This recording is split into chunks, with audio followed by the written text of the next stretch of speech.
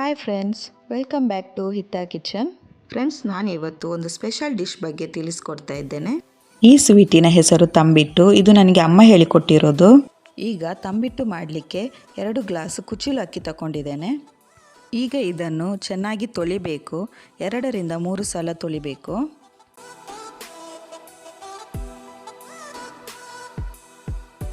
ಈಗ ತೊಳೆದಿಟ್ಟ ಅಕ್ಕಿಯನ್ನು ಒಂದು ಕಾಟನ್ ಬಟ್ಟೆಯಲ್ಲಿ ಹಾಕಿ ನೀರು ಆರಿಸ್ಕೊಳ್ಬೇಕು.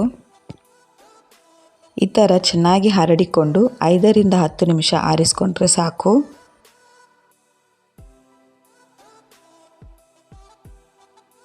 ನೋಡಿ ಫ್ರೆಂಡ್ಸ್, ಇದರ ಪಸೆ ಎಲ್ಲ ಚೆನ್ನಾಗಿ ಆರಿದೆ. ಈಗ ಇದನ್ನು ಹುರಿದುಕೊಳ್ಬೇಕು. ಈಗ ಒಂದು ಪಾತ್ರೆಯನ್ನು ಬಿಸಿ ಮಾಡಿಕೊಂಡು ಅದಕ್ಕೆ ಅಕ್ಕಿ ಹಾಕ್ಕೊಳ್ಬೇಕು. ಸ್ವಲ್ಪ ಸ್ವಲ್ಪ ಹಾಕಿ ಹುರಿದುಕೊಳ್ಬೇಕು. ಎಲ್ಲ ಒಟ್ಟಿಗೆ ಹಾಕಿ ಹುರಿದುಕೊಳ್ಳಿಕ್ಕಿಲ್ಲ.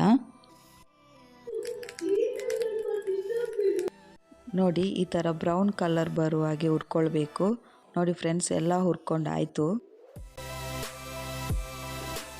ಈಗ ಒಂದು ಪಾತ್ರೆಯಲ್ಲಿ 2 ಗ್ಲಾಸ್ ನೀರು ತೆಗೆದುಕೊಂಡು ಬಿಸಿ ಮಾಡಿಕೊಳ್ಬೇಕು. ಇದಕ್ಕೆ 300 ಗ್ರಾಮ್ನಷ್ಟು ಬೆಲ್ಲ ತಗೊಂಡಿದ್ದೇನೆ. ಈಗ ಬಿಸಿಯಾದ ನೀರಿಗೆ ನಾನು ಬೆಲ್ಲ ಹಾಕ್ಕೊಳ್ತಾ ಇದ್ದೇನೆ. ಚೆನ್ನಾಗಿ ಮಿಕ್ಸ್ ಮಾಡಿಕೊಳ್ಬೇಕು. ಈಗ ಪಾಕ ಆಗುವಷ್ಟರಲ್ಲಿ ನಾವು ಹುರಿದಿಟ್ಟ ಅಕ್ಕಿಯನ್ನು ಹುಡಿ ಮಾಡ್ಕೊಳ್ಳೋಣ.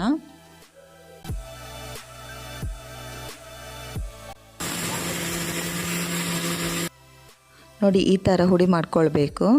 ತುಂಬ ನೈಸಾಗಿ ಹುಡಿ ಮಾಡ್ಕೊಳ್ಬಾರ್ದು. ನೋಡಿ, ಎಲ್ಲ ಹುಡಿ ಮಾಡ್ಕೊಂಡಾಯಿತು. ಈಗ ಬೆಲ್ಲದ ಪಾಕ ರೆಡಿಯಾಗಿದೆ. ತುಂಬ ಸ್ಟಿಕ್ಕಿಯಾಗಿ ಬರಬಾರ್ದು.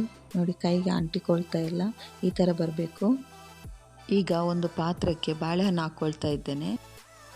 18 ರಿಂದ 20 ಬಾಳೆಹಣ್ಣು ತಗೊಂಡಿದ್ದೇನೆ. ಈಗ ಇದನ್ನು ಚೆನ್ನಾಗಿ ಸ್ಮ್ಯಾಶ್ ಮಾಡಿಕೊಳ್ಬೇಕು.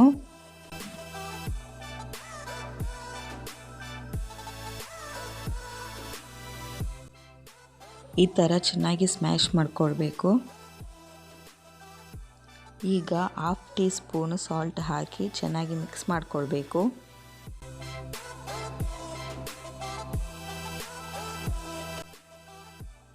ಈಗ 50 ml ತುಪ್ಪ ಹಾಕ್ಕೊಳ್ತಾ ಇದ್ದೇನೆ. ಒಂದು ಕಾಯಿ ತುರಿ ಇದಕ್ಕೆ ಹಾಕ್ಕೊಳ್ತಾ ಇದ್ದೇನೆ.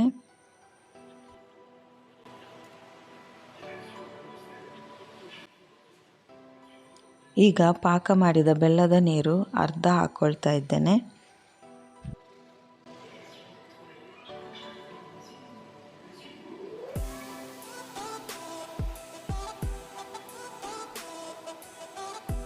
ಈಗ 2 ಸ್ಪೂನು ಜೇನುತುಪ್ಪ ಸೇರಿಸ್ಕೊಳ್ತಾ ಇದ್ದೇನೆ. ಈಗ ಅಕ್ಕಿ ಹುಡಿಯನ್ನು ಹಾಕಿಕೊಂಡು ಚೆನ್ನಾಗಿ ಮಿಕ್ಸ್ ಮಾಡಿಕೊಳ್ಬೇಕು. ನಾನೆಲ್ಲ ಹುಡಿ ಹಾಕ್ಕೊಳ್ತಾ ಇದ್ದೇನೆ.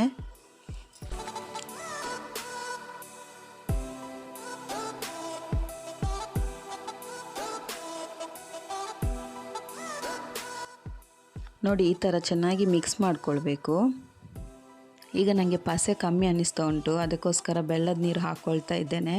ಎಲ್ಲ ಹಾಕ್ಕೊಳ್ತಾ ಇಲ್ಲ, ಸ್ವಲ್ಪ ಹಾಕ್ಕೊಳ್ತಾ ಇದ್ದೇನೆ. ಪಸೆ ಕಮ್ಮಿ ಇದ್ದರೆ ಉಂಡೆ ಮಾಡ್ಕೊಳ್ಳಿಕ್ಕೆ ಬರೋದಿಲ್ಲ. ಈಗ ಉಳಿದ ಬೆಲ್ಲದ ನೀರು ಸಹ ಹಾಕ್ಕೊಂಡು ಚೆನ್ನಾಗಿ ಮಿಕ್ಸ್ ಮಾಡ್ಕೊಳ್ತಾ ಇದ್ದೇನೆ.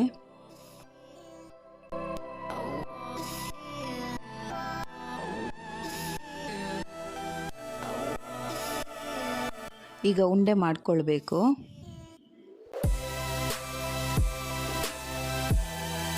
ಈ ಥರ ಚೆನ್ನಾಗಿ ಉಂಡೆ ಮಾಡಿಕೊಂಡು ಒಂದು ಪ್ಲೇಟಲ್ಲಿ ಇಟ್ಕೊಳ್ತಾ ಇದ್ದೇನೆ.